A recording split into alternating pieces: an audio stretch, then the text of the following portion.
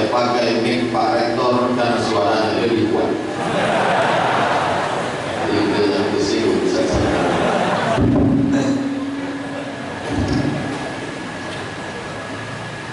saya dikatakan sebagai tamu pada hari ini. Pada bulan Agustus tahun 2008 saya pulang ke kota Pekanbaru setelah berjalan panjang dari Mesir ke Maroko, bersilaturahim dengan kakak kelas saya, orang di Yayasan Pendidikan Islam, namanya Ustaz Safruddin Sa'ad LC. Allahumma. Bang, saya baru pulang ke Pekanbaru. Dia pun masuk ke dalam rumahnya di belakang, diambilnya lah satu kitab, judulnya Min Rawa'i Hadaratina, di antara kehebatan peradaban Islam. Penulisnya namanya Syekh Dr. Mustafa As-Silami, orang Suriah Damaskus yang dapat doktor dari Al-Azhar. Baca buku kok. Terus sesudah itu Bang, bacakan setiap habis sembahyang zuhur di Masjid Al-Munawwarah sampai hatam. Jadi saya bacakanlah buku itu di masjid ini setiap ba'da zuhur selama 6 bulan. Sebelum orang Masjid An-Nur kenal saya, sebelum Masjid Banda Aceh, sebelum Masjid Sultan Brunei Darussalam, maka masjid pertama tempat saya tausiah adalah Masjid Buir. Jadi nanti kalau ada orang bertanya, kenapa Masjid Buir dapat, masjid kami tak dapat, nah itulah jawabannya. Jadi saya hari ini pulang ke tempat saya yang lama. Bahwa Buir menganggap saya tamu, tak apa-apa. Nanti anak Uir ditanya orang, kuliah di mana? Islamic University of Riau. Apa arti Islamic itu? Islamic itu artinya dosennya Islam, rektornya Islam, dosen karyawan mahasiswanya Islam. Kalau begitu memahami Islamic University, nanti akan muncul namanya Santa Maria Hospital Islamic. Kenapa? Karena di situ ada juga dokter dan perawat bidangnya Islam. Kalau itu indikasi, indikator dan standarnya. Apa arti Islamic University of Riau itu? Oh, Islamic itu karena masjidnya besar.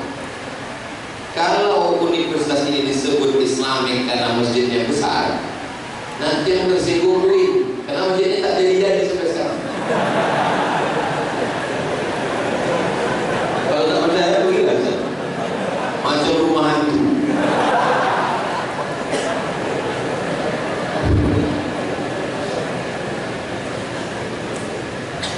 Apa sebetulnya standar Islamic itu? Oh, Islamic itu karena ada iktikafnya. Setiap Ramadan di tempat kami Buir itu ada iktikaf.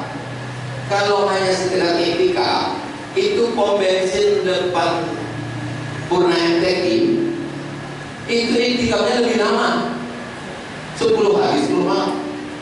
Ustaz kau tahu, saya nengok iklannya. Nanti mereka buat di situ Islamic pom bensin, atau dibuatnya pom bensin syariah. Jadi kalau itu ada pom bensin konvensional. Penggunaan kata syariah itu pun juga kita garis bawahi. Tidak ada di negara lain, di Afrika, di Eropa, di Amerika, tidak ada penggunaan kata syariah. Di mana-mana yang namanya band Islam, Islamic band. Universitas Islam, Islamic University. Penggunaan kata syariah itu sejarahnya, datanglah beberapa ulama mau membuat Islamic Bank, menjumpai Presiden Soeharto. Syukur besar. Baru inilah ada senior menuangkan air ke junior. Beliau ini senior saya di Sudan. Datang mereka menjumpai Presiden Soeharto, mau membuat Islamic Bank. Dikeliling Pak Harto ini, orang tak senang sama Islam. Di antaranya LB Murdani, Sudomo. Walaupun akhirnya Sudomo masuk Islam, Muslimnya. Amin. Jangan bawa-bawa Islam. Akhirnya mentahlah proposal Islamic Bank.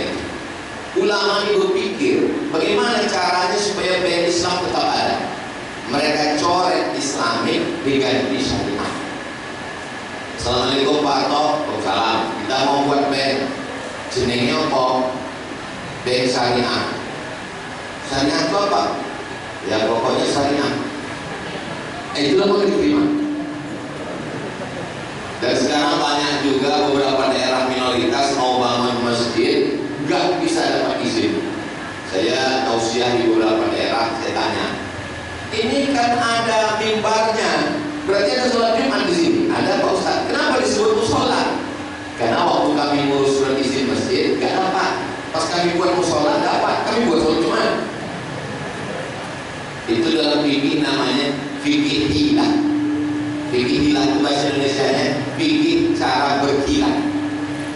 Kalau tidak berkilah ulama itu tak akan dapat izin-izin. Tapi jangan ini aja dipakai. Terlambat datang telepon sama dosen. Sudah di mana? Sudah di jalan Pak. Padahal di depan rumahnya tidak ada jalan. Itu bukan fikih hilah, itu fikih kasar, penipu, pembohong. Jadi makna Islamik itu apa sebenarnya? Saya mesti menjawab inti pertanyaannya dulu. Pertama, makna iman dan takwa. Iman itu gini. Ada mahasiswa UIR kebetulan waktu mau berangkat ke UIR kena tilang di depan Purnaetik. Lalu di WA-nya kawannya, ada razia cu. Kawannya percaya bahwa ada razia, percaya dia bahwa ada razia di Jalan Sudirman, percayanya itu namanya iman. Beriman kepada polisi, itu namanya iman. Lalu setelah dia beriman, dia pun membuka SIM-nya, hidup atau sudah qalu innalillah. Dia pun melihat penutup pentil bannya. Karena polisi ini kalau meriksa semua sampai penutup pentil pun bisa juga. Dia pun mulai menengok pajak SDN, KBPKB. Helm yakinkan, klik, baru jalan. Takutnya dia dengan memperhatikan segala persyaratan itu disebut dengan takwa. Kira-kira jelas? Dari bunyinya macam kurang jelas. Oke, saya kasih ilustrasi nomor 2. Pergi ke rumah sakit di Jalan Sudirman juga. Tak saya sebutkan nama rumah sakitnya, takut jadi iklan gratis. Mereka belum bayar royalti. Sampai di situ datanglah dokter membawa balon warna hitam yang tidak ada dalam lagu balon gua dari rumah. Balon warna hitam yang dipencet beda itu. Lalu kemudian kata dokter, Bapak jangan keluar jauh-jauh dari rumah. Kenapa? Ini tensi 180/150. Susah urus jenazahnya nanti. Bapak kena darah tinggi Pak, nanti silam-silam pecah pembuluh darah. Bapak jangan makan daging kambing, jangan minum susu, jangan banyak kolesterol, jangan banyak pikiran, apalagi tagihan. Karena jantung itu tidak normal karena 2. Pertama jatuh cinta, yang kedua jatuh tempo. lalu kemudian banyak olahraga dan banyak makan buah, sayur-sayuran. Percaya dia pada cakap si dokter tadi, itu namanya iman. Beriman kepada dokter. Banyak orang sekarang menambah rukun iman jadi 7. Antu minabillah wa malaikatihi wa kutubihi wa rusulihi wa yaumil akhir wa bil qadari khairihi wa syarrihi wa bi dokter spesialis. Percaya kepada dokter itu iman. Lalu karena sudah percaya, takut makan kambing, takut kolesterol, takut minum susu, ketakutannya itu disebut dengan takut. Kira-kira dari 2 ilustrasi ini jelas? Agak kuat nampaknya suaranya. Biasa saya dulu waktu masih jadi dosen, kalau menjelaskan itu saya jelaskan 3 kali. Kalau udah 3 kali saya jelaskan, saya tanya mahasiswa, paham? Tidak Pak, kalau gitu keluarlah kau dari kelas. Sebab kalau kita lanjutkan gue kondang, kalau enggak, oh anggilo, ambogilo.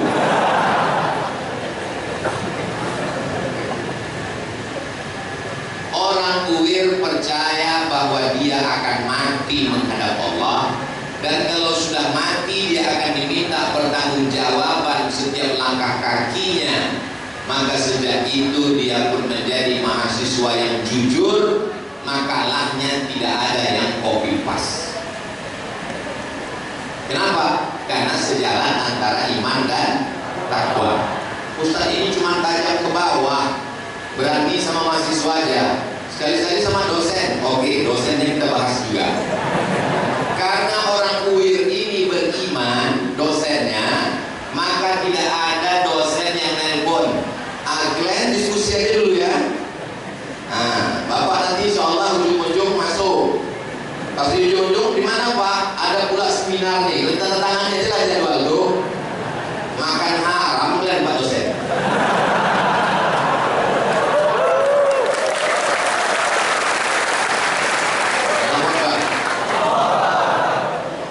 Itu namanya pisaunya 2, tajam ke bawah, tajam ke atas. Makanya saya di beberapa tempat itu tidak diundang lagi ceramah karena menyakitkan. Contohnya BP konvensional tak ada yang mengundang saya, karena saya bilang kalian di sini makan haram aja semua. Fakir aja. Mendengar ceramah saya kuncinya 1, jangan tersinggung. Karena beberapa jamaah tersinggung balik meninggal. Bagaimana? Iman dan takwa jelas. UIR bisa bertahan 60 tahun, dan tahun 2041 itu ketika kalian adik-adikku sudah internasional, saya udah innalillah. Karena saya ngitung lahir 1977, 2040 itu umur saya udah 63. Pas saya meninggal setahun, kalian pun internasional. Tapi saya tidak bersedih. Kenapa? Karena dengan duduknya saya di sini, kalian amalkan, saya mendapat amal jariah. Dia meninggal bulan. Setuju dia aku mati bulan. Oke, yang ketiga, bagaimana implementasi iman dan takwa dalam kehidupan kampus? Dibagi 2. Yang pertama, apa yang disebut sebagai knowledge, pengetahuan. Tentu di kelas masing-masing belajar. Sholat menurut etimologi, sholat menurut terminologi, sholat menurut istilah, sholat menurut bahasa, macam-macam sholat yang membatalkan sholat. Nilai dia tentang sholat waktu mid semester A, tapi tak pernah sholat. Balik ke kampung, sholat jam 8. Apa kata emaknya? Anakku sudah masuk UIR nih, ya Allah. Duhanya pun berkurun. Betul-betul Islami. Mesti seimbang antara knowledge dengan apa yang disebut sebagai value, perilaku perbuatan.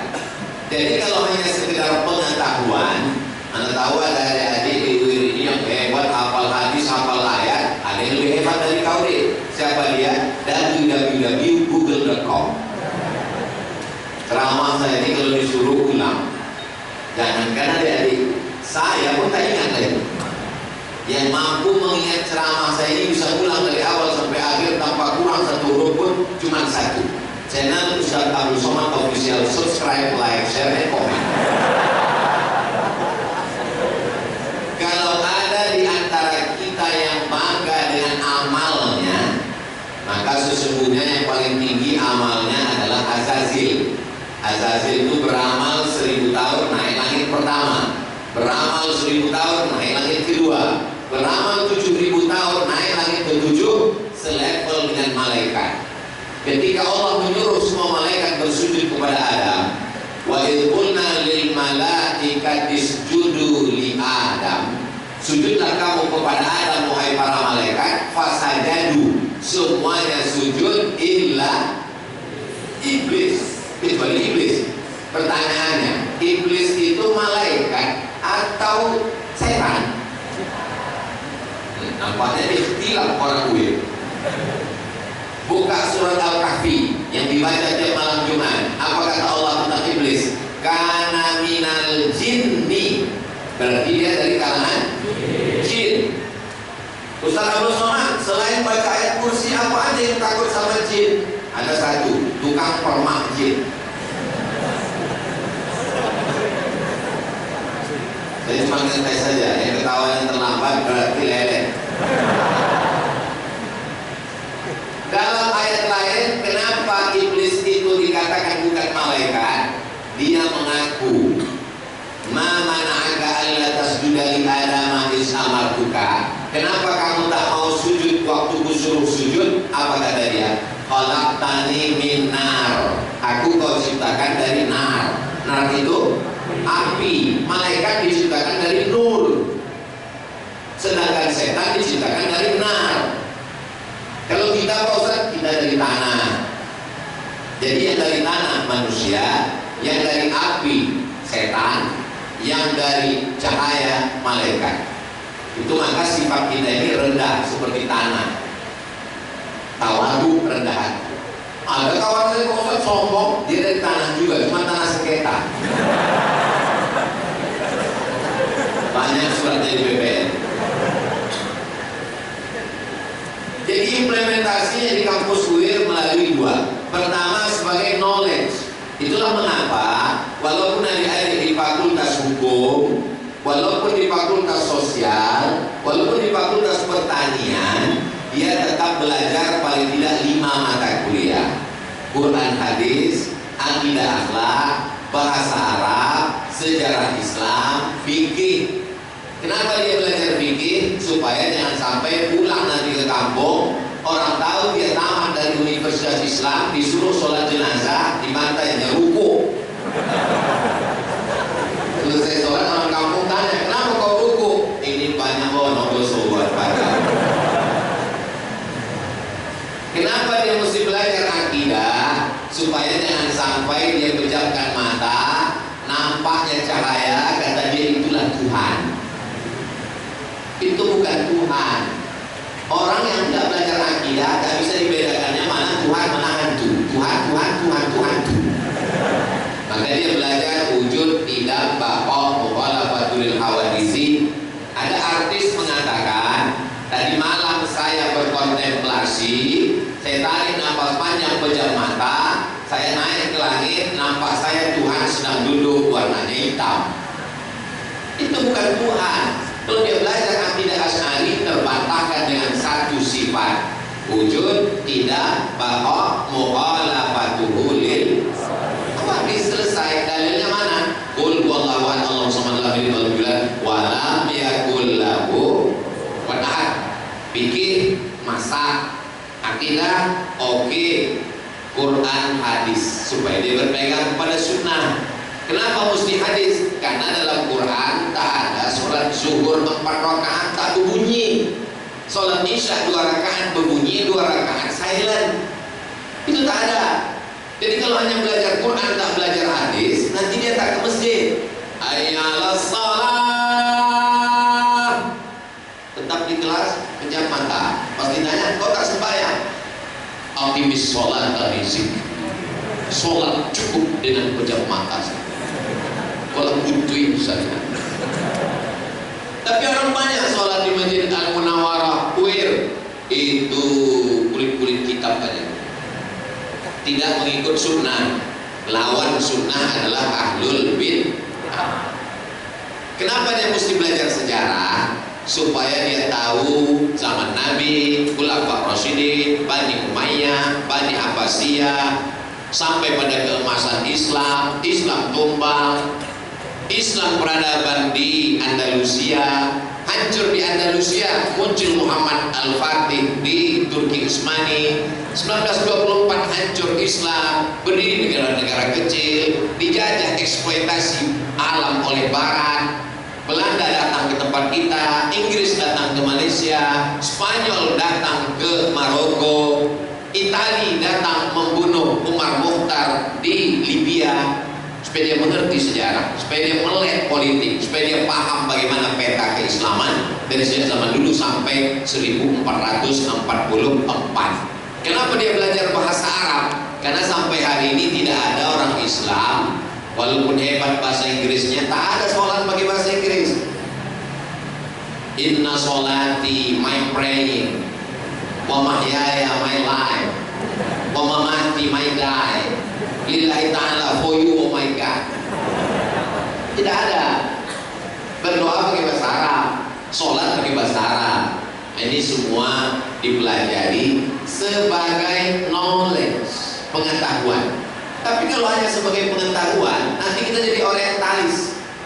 Kalau mau mencari hadis dalam 9 kitab, Sahih Bukhari, Sahih Muslim, Sunan Abi Dawud, Sunan Nasai, Sunan Tirmidzi, Sunan Ibnu Majah, Muwatta Malik, Sunan Ad-Darimi, Musnad Ahmad bin Hanbal, mencari hadis dalam 9 kitab, yang nulis bukunya namanya Aren Jan Wen Sing.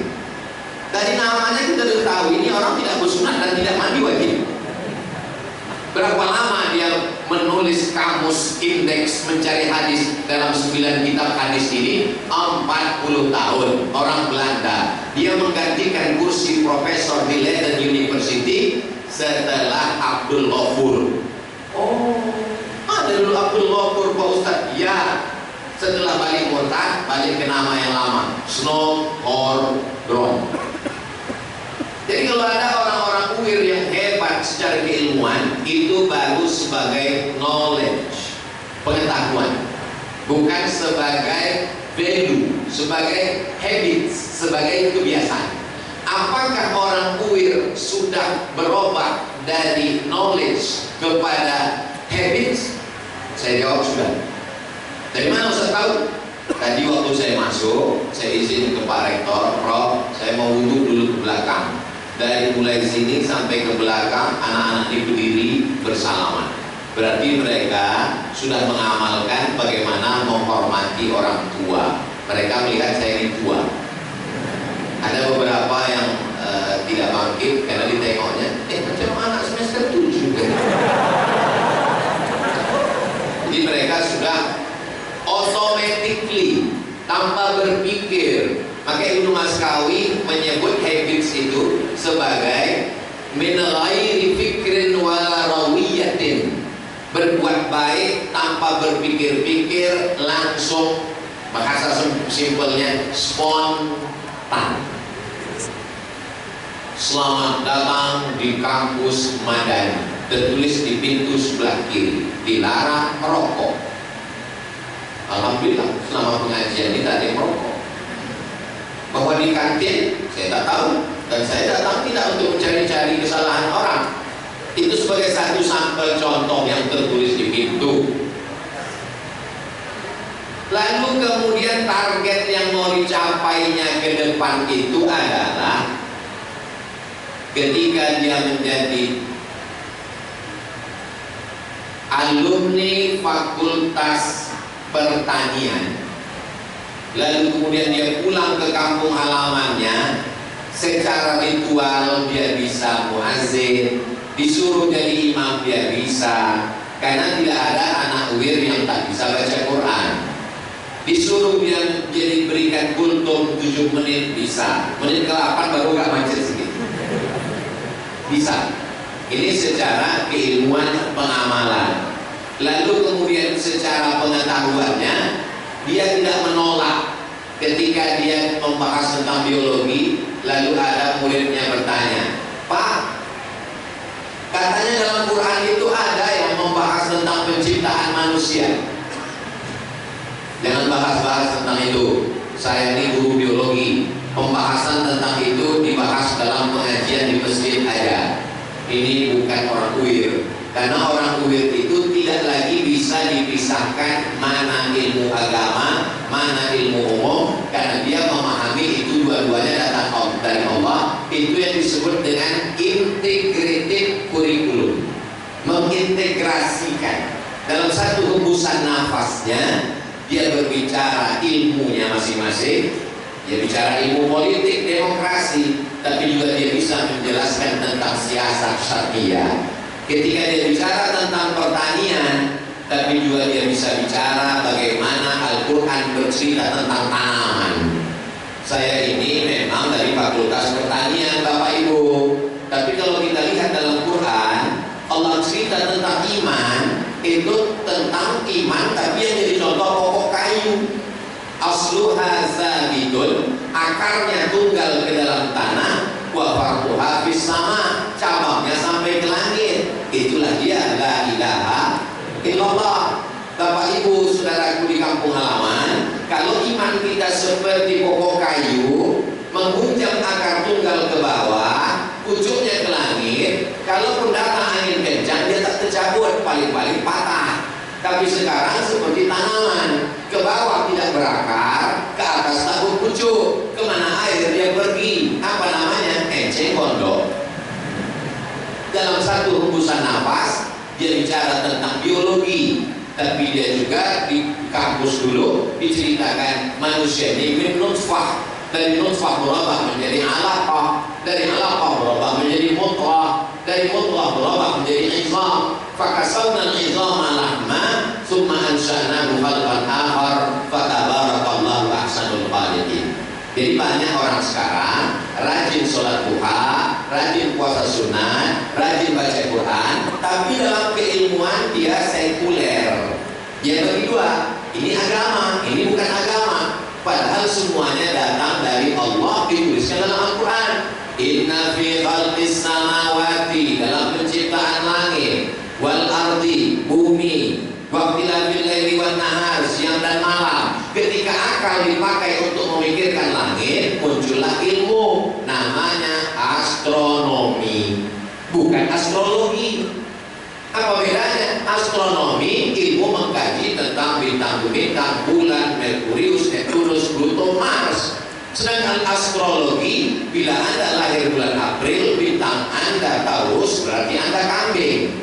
Jangan nikah dengan Pisces karena ikan. Kambing masuk ke air gembung, tidak berjodoh. Bukan ajaran Islam.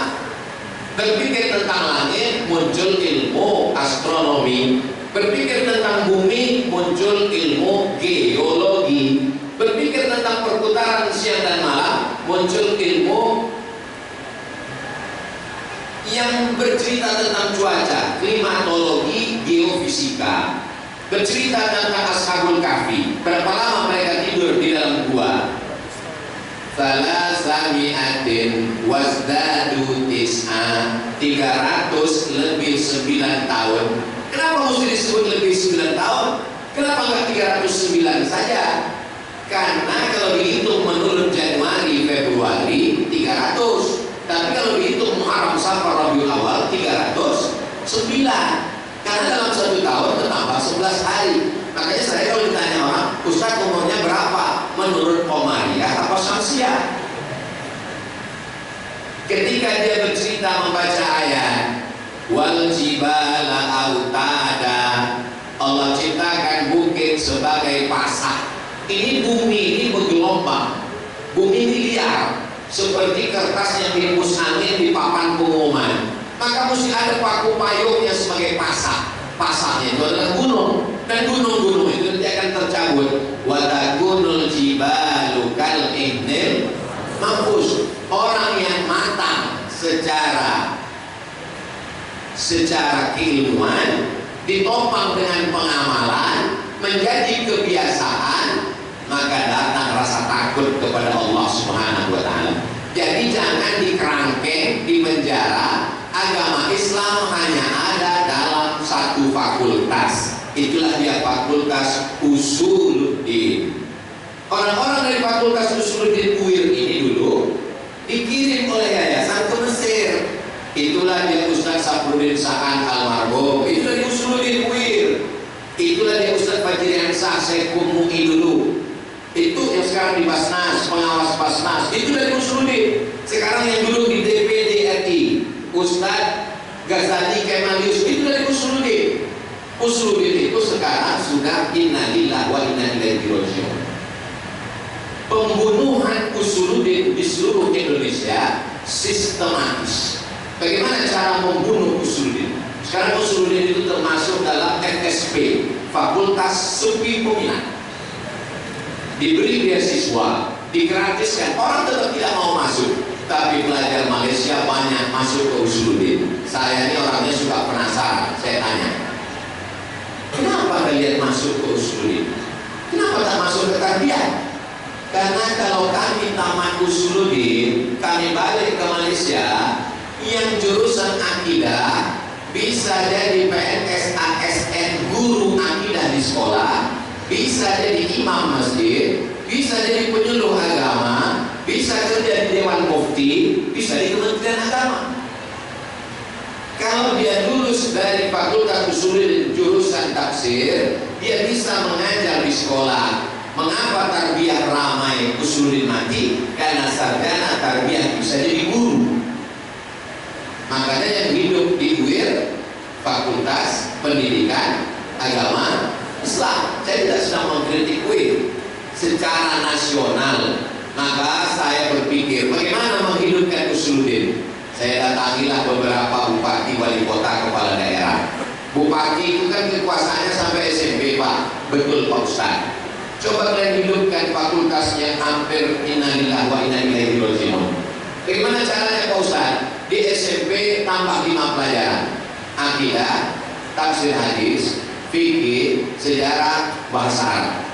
Yang guru bahasa Arab ambil dari tarbiyah, yang akidah ambil dari Usuluddin, yang fikih ambil dari syariah. Oh, mereka nggak bisa ditangkap jadi guru. Kenapa? Karena mereka nggak punya bekal. Masukkan di akta supaya dia belajar pedagogi. Alhamdulillah berjalan 5 tahun ganti. Kenapa? Bupatinya tak duduk lagi.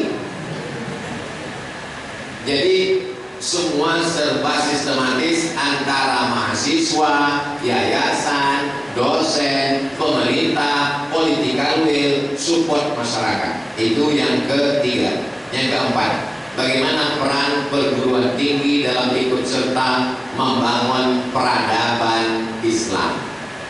Peradaban dibagi 2. Peradaban yang pertama adalah bangunan. Maka orang mengatakan Mesir itu peradabannya hebat. Kenapa? Karena ada piramid. Orang mengatakan Majapahit peradaban hebat. Kenapa? Candi. Orang mengatakan Melayu peradabannya hebat. Kenapa? Ada istana Siak Sri Indrapura. Itu bangunan. Nabi Muhammad tidak meninggalkan istana.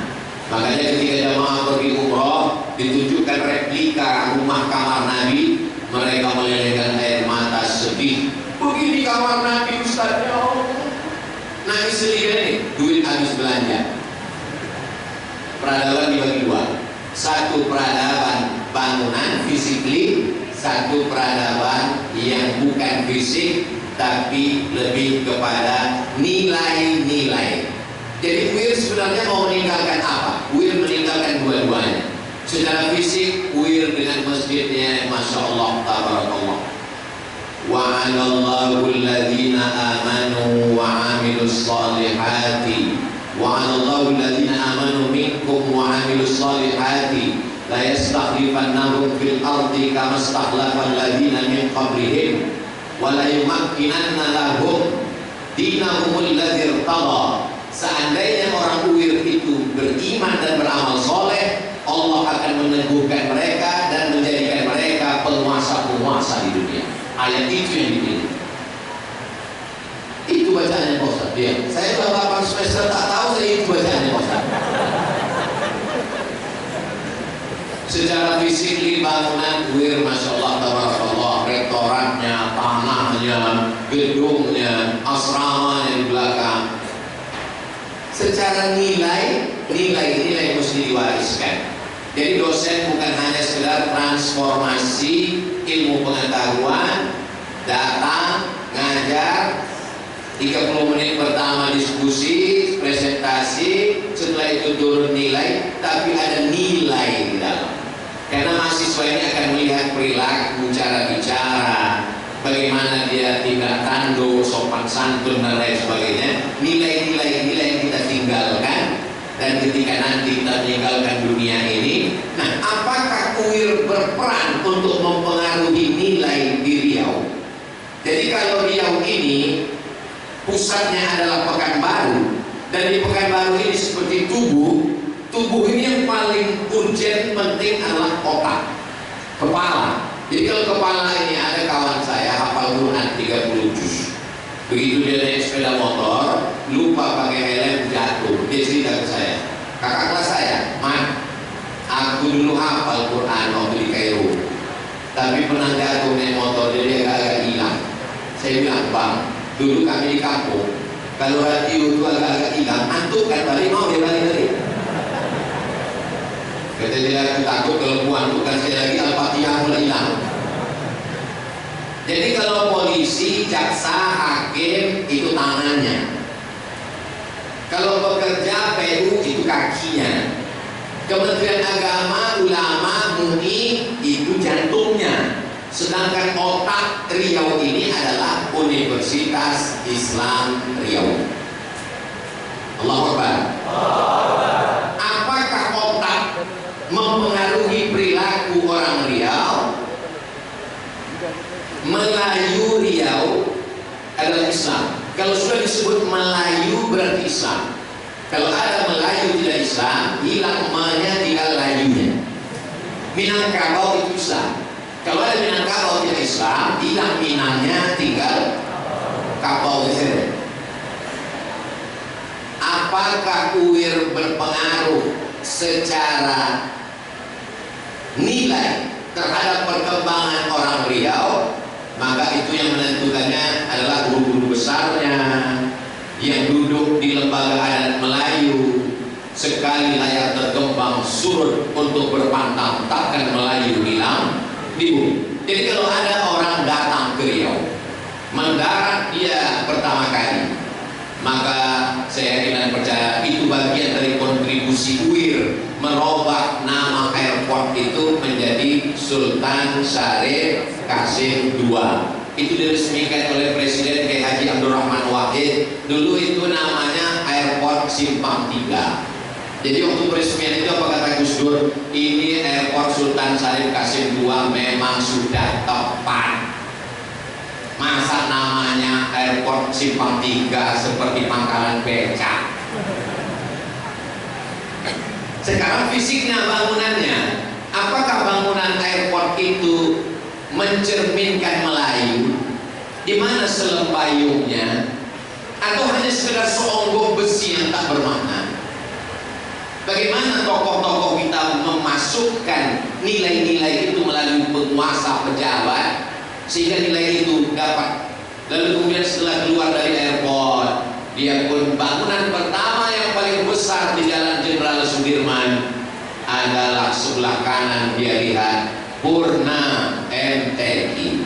Itu dulu adalah tempatnya musabaqah Tilawatil Quran nasional. Seluruh orang datang tahun 1994. Apakah di Purna MTQ itu ada para penghafal Quran? Ada di situ para ahli qiraat, ahli tafsir, ada di situ para ahli-ahli ilmu Al-Quran. Yang kita tahu dia sudah menjadi purna. Yang namanya purna itu kan pensiun, berarti pensiunan MTQ.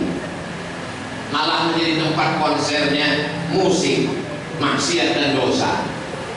Yang saya lakukan ini bukan orang luar yang datang ke Riau mengkritik Riau. Ini adalah otokritik. Kita sedang ingin memperbaiki ke depan. Lalu kemudian bagaimana dengan budaya di Riau? Ustaz Abdul Somad nanti datang acara nikah anak saya ya. Saya sebagai apa Pak? Ustaz Somad nanti sebagai saksi. Tolong jangan saya sebagai saksi. Kenapa Ustaz? Karena saya dengar dari orang-orang tua, ini jadi saksi ini bahaya. Kalau 40 kali jadi saksi, dapat bonus saja. Jadi saya tausiah aja lah. Baiklah Pak. Senyum pula yang belum nikah. Begitu sampai berikut ini kita akan mendengarkan ungkapan hati seorang anak. Maka duduklah si ayah dengan si emak di atas kursi. Datanglah si anak sungkem. Apakah sungkem itu budaya Melayu? Dari mana datangnya? Si anak tak ada minta maaf. Tak ada anak itu minta maaf. Maafkan aku memang tak ada. Yang bercakap, yang protokol itu, maafkan aku ayah. Engkau apa ini? Ini datang dari mana? Mana lembaga adat Melayu? Mana majelis ulama? Tanggung jawab siapa ini? Tanggung jawab Ustaz Somad. Saya bagian tablik akbar ya. Jadi mempengaruhi. Coba baca kembali bagaimana orang kerajaan Siak dulu menikah. Yang duduk di samping meja mempelai laki-laki, wali ayah mempelai perempuan, 2 orang saksi, si anak gadis duduk di dalam kamar.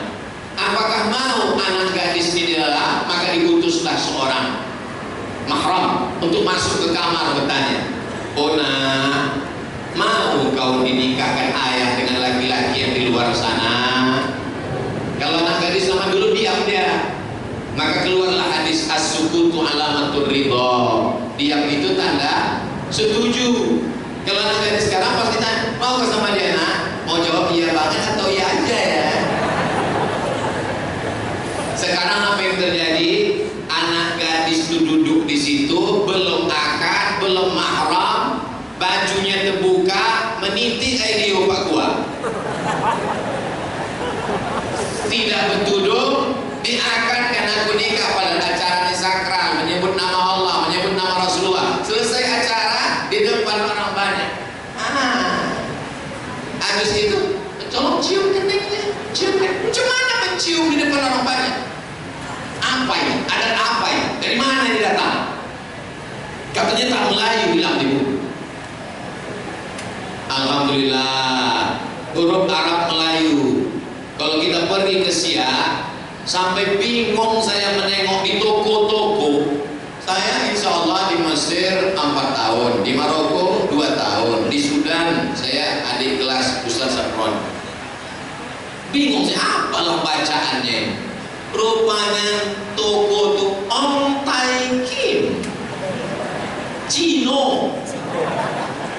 Orang Cina, saudara kita Tionghoa, tapi tetap menulis Arab. Kenapa? Perda setelah otonomi daerah mewajibkan menulis huruf Arab Melayu. Kantor Gubernur Jenderal Sudirman. Bangga apa tak bangga di orang Melayu? Bangga. Lalu kemudian setiap hari Ahad pagi atau Kamis pagi pakai baju Melayu. Jumat pagi, Masya Allah, orang Melayu itu pantang pakai celana, nampak belahannya, tak sopan. Maka ditutup pakai kain songket. Songket lajang lain dengan gadis, yang lajang di atas, yang sudah nikah di bawah lutut. Makanya kalau ada bapaknya bersongket ke atas, saya ngomong, apa ini maksud abang nih? Apakah hanya sekedar songket? Datang orang menelpon saya nggak setuju nih Pak Ustadz, tari. Wahai Tuhan, selamat datang. Apa tari ini Pak Ustadz? Ini tari di doa. Saya tanya, kamu tak senang dengan tari persembahan ini? Apanya yang kamu tak senang? Karena disebut tari persembahan, sembah-sembah itu kan tidak ajaran Islam. Oke, kita ubah namanya tari welcome. Apa salahnya? Salah Pak Ustaz, karena yang menagih itu anak gadis Pak Ustaz. Oke, kita ganti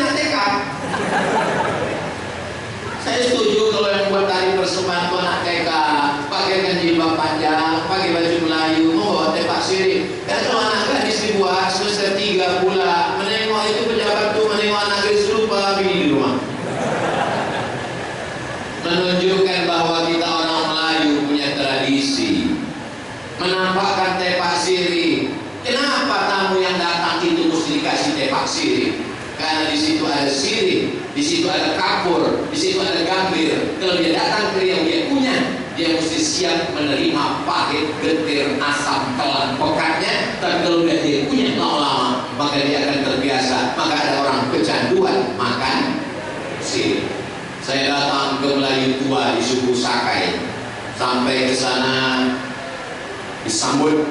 Saya tengok kepala suku mengambil sirih, saya ambil pula sirih. Diolesnya pakai kapur, saya oles pula. Diletaknya gambir, saya letak pula. Diletaknya pinang muda, saya letak pula. Digulungnya saya gulung. Dimasukkannya ke mulut, saya masukkan. Dia tersenyum, saya tidak. Kenapa? Karena rasamu bukan rasaku.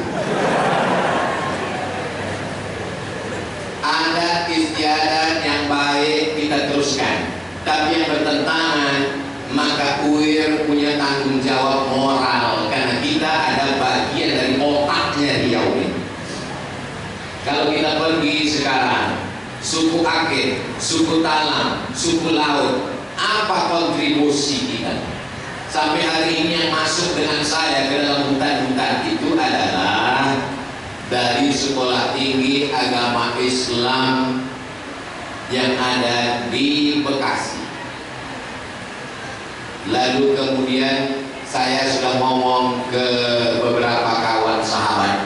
Saya bilang KKN 2 bulan pergi ke kampung, sampai sana nginap di rumah Pak Kades, main-main poli, pacaran-pacaran, pulang jadian, injak-injak aja saya bilang. Kalau memang serius, kirimlah orang ini setahun ke Talang Mama, setahun ke suku Akeh, setahun ke Anak Dalam, setahun ke suku Sakai, kasih beras. Kalau balik dia baru sarjana, kalau tak balik berarti lo jadi orang kampung sana.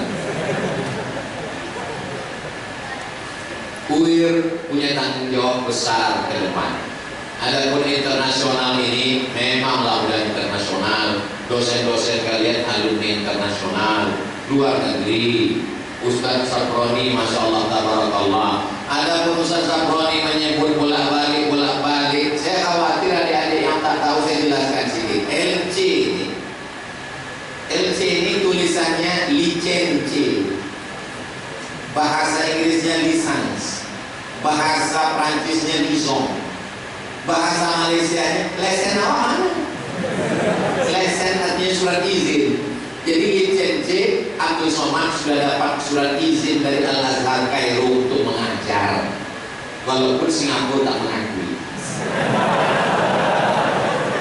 DESE itu tertulis dulu waktu ikut tes CPNS, tulis menurut titel asal negara, jangan dirubah. DESE ada di terjemahnya, Diplom Etudes Superior Approfondie, karena Maroko jajahan Prancis. Selamat pagi, bonjour. Selamat sore, bonsoir. Aku cinta padamu, tu t'aime. Aku tak bisa bahasa Prancis, je ne parle pas français. Itu dihafal supaya kalau orang bercakap cepat berhenti. DSE, Diplom Etudes Superior Approfondie. PhD bacanya di belakang, D-nya doktor, PH-nya filosofi dari Omdurman Islamic University. LC Al-Azhar Kairo, DESE Darul Hadis Maroko, PhD Sudan. Profesor itu bulan Januari 2020 saya ke Brunei Darussalam, dipanggil oleh rektor, Ustaz Abdul Somad kami angkat sebagai visiting profesor. Ada ijazahnya di rumah. Nanti saya foto kalian begini, tak percaya. Profesor Brunei Darussalam, LC Mesir, MA Maroko, S2, S3 Sudan. Jadi kalau kalian bingung, apa betul sudah internasional? Ustaz Somad itu orang UIR, dia itu udah internasional, dunia akhirat udah. Guru-guru dosen kita ini levelnya internasional. Tinggal lagi adik-adik menunjukkan prestasi di masa akan datang, insya Allah. Saya yakin dan percaya Riau akan dihormati, dimuliakan. Di mana ada gula, di situ ada semut. Kalau berhasillah kalian dalam bidang pertanian sekaligus agama, dalam bidang peternakan, orang Brunei, orang Singapura, orang Thailand, itu level Asia Tenggara sudah selesai Pak Ustaz. Orang datang jauh datang kemari. Ketika pokok kurma di samping Masjid An-Nur tak berbuah, akhirnya diundanglah pakar kurma. Malu kita menyebutnya, bukan dari negara Islam, dari Thailand, Bangkok. Namanya Profesor Kolak. Kolak bukan konge. Profesor Kolak. Sampailah Profesor Kolak menengok pokok kurma di An-Nur, diperiksanya, senyum dia. Kata dia, patutlah tak berbuah. Kenapa Prof? Kurma yang kalian tanam ini jantan. Itulah membuktikan bahwa LGBT tidak produktif.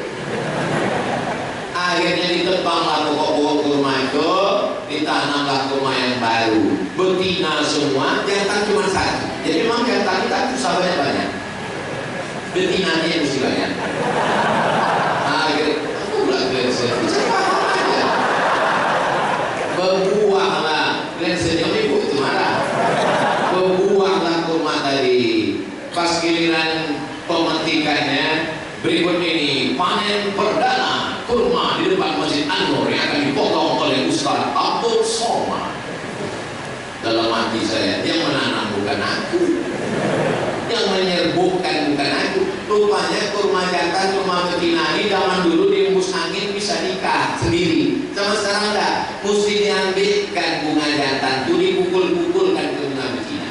Jadi siapa yang tak jumpa-jumpa, memang mesti kita jodoh-jodohkan ya udah. Yang makan kurma kita, buka puasa makan kurma, tahnik anak makan kurma, puasa Senin Kamis makan kurma. Tapi yang pakar kurma malah orang Thailand yang tak Islam. Insya Allah itu terjadi sementara 2041. Di 2041 pakar-pakarnya berkumpul di UIR semua insya Allah. Jadi agaknya 1, 2, 3, 4 udah saya bahas Ustaz. Terima kasih. Saya kembalikan ke moderator.